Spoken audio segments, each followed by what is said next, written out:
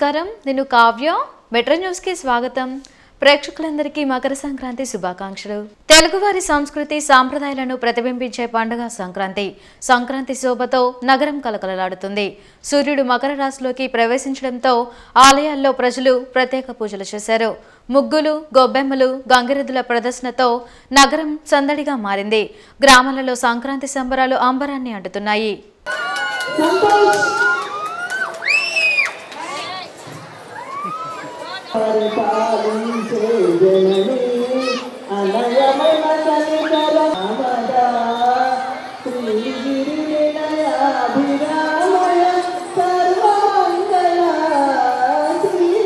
అంగన్వాడీలకు ఇచ్చిన హామీని అమలు చేస్తామని ముఖ్యమంత్రి వైఎస్ జగన్మోహన్ రెడ్డి స్వయంగా ప్రకటించాలని డిమాండ్ చేశారు సిపిఐ రాష్ట్ర కార్యదర్శి రామకృష్ణ.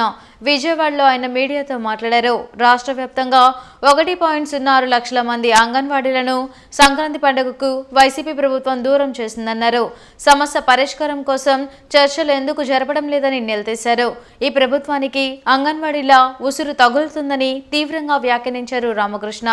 ఆంధ్ర రాష్ట్రంలో 1,06,000 కుటుంబాలు, అంగన్వాడీ వారి కుటుంబాలు, వారందరూ కూడా పండగ లేకుండా ఈరోజు రెడ్డెక్కారంటే దీనికంతా ముఖ్యమంత్రి జగన్మోహన్ రెడ్డి. ఇక్కడ జగన్మోహన్ రెడ్డి గారు తాను ఏదైతే వాగ్దానం చేశాడో ఆ వాగ్దానాన్ని అమలు చేయమంటే అమలు చేయకుండా 35 రోజులుగా వాళ్ళందరూ కూడా రోడ్డు ఎక్కించి కనీసం ముఖ్యమంత్రి గారు 1 గంట సమయం కూడా కేటాయించి వారితో మాట్లాడలే. ఆయన మాత్రం బ్రహ్మాండంగా పంచ కట్టుకుని ఇంట్లో పండగ చేసుకుంటా ఉన్నాడు కుటుంబ సభ్యులతో.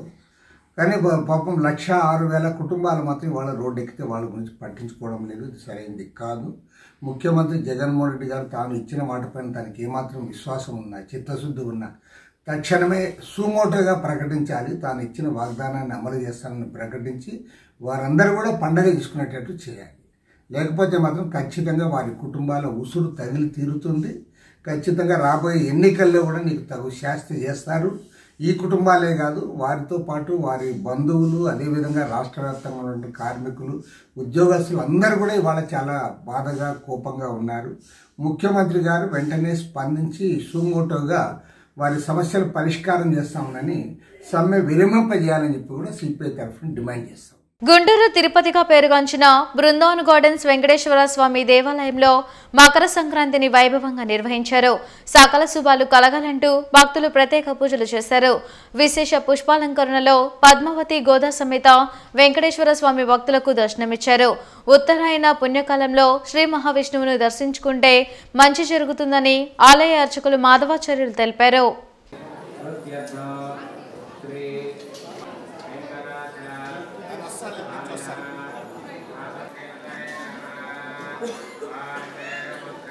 సంక్రాంతి పండుగను పురస్కరించుకొని గుంటూరు తిరుపతిగా ప్రసిద్ధిగాంచినటువంటి బృందావన్ గార్డెన్స్ 5వ అన్నమయ్య వీధిలో వేంచేసి ఉన్న శ్రీ పద్మావతి గోదా సమేత శ్రీ వెంకటేశ్వర స్వామి వారి యొక్క దేవస్థానంలో చక్కగా ధనుర్మాస వ్రత మహోత్సవ కార్యక్రమాలు అత్యంత వైభవపేతంగా జరుగుతున్నాయి.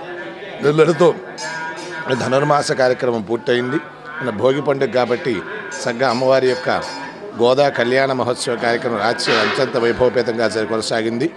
ఈ రోజున మకర సంక్రాంతి పురస్కరించుకుని స్వామివారికి విశేషమైన పుష్పాలంకరణ సేవ జరిగినది కాబట్టి భక్తులందరూ కూడా వేలాదిగా స్వామిని దర్శించుకొని ఈ మకర సంక్రాంతి రోజున ఉత్తరాయణ పుణ్యకాలం ప్రారంభమవుతుంది కాబట్టి సూర్యభగవానుడు నెలకొకసారి ఒక్కొక్క రాశిలో ప్రవేశిస్తూ ఉంటాడు. నెలకొక సంక్రాంతి, మాస సంక్రాంతి వస్తూ ఉంటుంది. కానీ అందరికి కూడా తెలిసిందల్లా ఏమిటయ్యా అంటే మకర సంక్రాంతి పెద్దది సంక్రాంతి పండుగ కాబట్టి ఉన్నంతలో అన్నిటికంటే పెద్ద పండుగ ఏమిటయ్యా అంటే మనకి సంక్రాంతి పండుగ కాబట్టి అందరూ కూడా చక్కగా ప్రతి ఇంట్లో కూడా ఆనందాలతో వెల్లివిరుస్తూ ఉంటారు. కాబట్టి ఈ యొక్క సంక్రాంతి పండుగన సంగ్రహ స్వామిని దర్శించుకున్నట్లయితే ఈ ఉత్తరాయణ పుణ్యకాలం మొత్తం కూడా ఈ సంవత్సరం మొత్తం కూడా స్వామి యొక్క అనుగ్రహంతో చల్లగా ఆయురారోగ్యాలు, అష్టైశ్వర్యాలతో తొలతూగుతూ ఉంటారు. తమ సమస్యలను పరిష్కరించాలని డిమాండ్ చేస్తూ అంగన్వాడీలు చేస్తున్న సమ్మె సంక్రాంతి పండుగ రోజు కూడా కొనసాగింది. 35వ రోజు జిల్లా కలెక్టరేట్ వద్ద ధర్నా చేసి నిరసన తెలిపారు. Anganwadi workers and helpers union ఆధ్వర్యంలో జరుగుతున్న సమ్మెను సంక్రాంతి పండుగ రోజు కూడా కొనసాగించారు. అంగన్వాడీల జీవితాల్లో ప్రభుత్వం సంక్రాంతి పండుగ లేకుండా చేసిందన్నారు. పండుగల కోసం కోట్ల రూపాయలను ఖర్చు చేసే ముఖ్యమంత్రి అంగన్వాడీలకు జీతాలను పెంచేందుకు మాత్రం ఎందుకు ముందుకు రావడం లేదన్నారు. అంగన్వాడీలకు కనీస వేతనం 26,000 రూపాయలు ఇవ్వాలని డిమాండ్ చేశారు. అంగన్వాడీల సమస్యలను పూర్తి స్థాయిలో పరిష్కరించేంత వరకు ప్రభుత్వం ఎన్ని బెదిరింపులకు పాల్పడినా ఆందోళన కొనసాగిస్తామని హెచ్చరించారు. కార్యక్రమంలో దీప్తి, మనోజ, రాధా, నేతాసి, ముత్యాలరావు తదితరులు పాల్గొన్నారు. ఇంతవరకు మా సమస్యలను ఏమీ పరిష్కరించలేరు. అదేమంటే బోసా సత్యనారాయణ గారు, సజ్జల రామకృష్ణ గారు మాట్లాడేది మేము 11 డిమాండ్స్ ఉన్నాయమ్మా. వాళ్ళ 11 డిమాండ్స్లో 10 డిమాండ్స్ మేము 10 డిమాండ్స్ మేము అమలు చేసామంటున్నారు. మాకు కావాల్సింది 11 డిమాండ్స్ 1 నుండి 11 వరకు వెళ్తారు. కానీ కింద నుండి డిమాండ్స్ ఒప్పుకొని పైనుండి మాకు సమాన పనికి కనీస వేతనం ఇవ్వాలి అంటున్నాము. ఆ వేతనం మాకేమి ఇవ్వకుండా మమ్మల్ని 35 రోజుల నుండి రోడ్డు మీద నిలబెట్టడము మీకు సబబేనా అని అడుగుతున్నామండి. 1,500 మంది అంగన్వాడీ టీచర్లు ఇప్పుడు పండగలు మొత్తం టెంట్ దగ్గరే చేసుకున్నాం. ఇప్పుడు సంక్రాంతి కూడా చేసుకుంటున్నాము. మా కడుపు కాలు రోడ్డు మీద ఉంటుంటే మా ఆకలి నినాదాలు మీకు మాత్రము స్పందించట్లేదు. మాకు న్యాయం చేయండి అని అడుగుతున్నాం. అదేమంటే మాకు సీఎం గారు వచ్చేసి ఇప్పటి వరకు చర్చల్లో 6 సార్లు పిలిపించారండి. ఈ 6 సార్లు మా చర్చలు మాత్రం ఫలించలేదు, విఫలమే అవుతున్నాయి. సీఎం గారు వచ్చేసి మాకు ఎటువంటి హామీ ఇవ్వట్లేదు. ఇప్పుడైనా మీరు సావధానంగా మా సమస్యలను పరిష్కరించారని కోరుకుంటున్నామండి. మాజీ ఎంపీ రాయపాటి సాంబశివరావు కుటుంబంలో రాజకీయ విభేదాలు బయటపడ్డాయి. రాయపాటి సాంబశివరావు కొడుకు రంగారావు టీడీపీకి రాజీనామా చేసినట్లు ప్రకటించారు. రాయపాటి కుటుంబం టీడీపీతోనే ఉందని మాజీ ఎమ్మెల్సీ రాయపాటి శ్రీనివాస్, ఆయన కూతురు శైలజ ప్రకటించారు. గుంటూరులో మాజీ ఎమ్మెల్సీ రాయపాటి శ్రీనివాస్, శైలజ మీడియాతో మాట్లాడారు. రాయపాటి కుటుంబం అంటే మొదటి నుంచి ఒకటే కుటుంబం అన్న ఆయన నేడు రాజకీయ కలహాలు వచ్చాయన్నారు. రంగబాబు రాజకీయ లబ్ధి కోసం టీడీపీపై ఆరోపణలు చేశారన్నారు. తెలుగుదేశం పార్టీపై రంగబాబు అభిప్రాయం కరెక్ట్ కాదన్నారు. తాము టీడీపీతోనే ఉంటామని స్పష్టం చేశారు. రంగబాబు టీడీపీ అమరావతి పరిరక్షణపై చేసిన విమర్శలను ఖండిస్తున్నామన్నారు. అమరావతి పరిరక్షణ సమితి దగ్గర అన్ని లెక్కలు, ఆధారాలు ఉన్నాయన్నారు. రాయపాటి సాంబశివరావు కూడా పార్టీ వీడారని భావిస్తున్నామన్నారు. నేను కానీ మా బ్రదర్ అన్నయ్య కానీ మేము కూడా పార్టీ చేంజ్ అవ్వట్లేదు. We're in firm decision to continue in the party. ఇది రంగబాబు ఆలోచన ఏదో అట్లా ఇదేనట్టుంది. దానికి ఆ విధంగా అతను బిహేవ్ చేస్తున్నాడు. మేమైతే మిగతా ఫ్యామిలీ మెంబర్స్ అయితే సేల్ కానీ మేము కూడా ఇది అవ్వట్లేదు. అంటే 2-3 రోజులుగా ఏదైతే సోషల్ మీడియాలో కానివ్వండి, అదే రాయపాటి కుటుంబం మొత్తం కూడా టీడీపీని వీడి వైసీపీలోకి వెళ్తుంది, ఏదైతే వార్తలు వస్తున్నాయి దాన్ని ఖండించడానికి అనేది వాస్తవాలు చెప్పడానికి అరేంజ్ చేసిన ప్రెస్ మీట్ అన్నమాట. దీంట్లో ఏంటంటే రెసిగ్నేషన్ అనేది కొంతమందికి పార్టీతో విభేదాలు రావచ్చు, లేకపోతే ఏదైనా ఇష్యూ ఉండొచ్చు, అది వాళ్ళ సొంత నిర్ణయం. సో తన వ్యక్తిగత నిర్ణయంగా రంగబాబు గారు రిజైన్ చేశారు.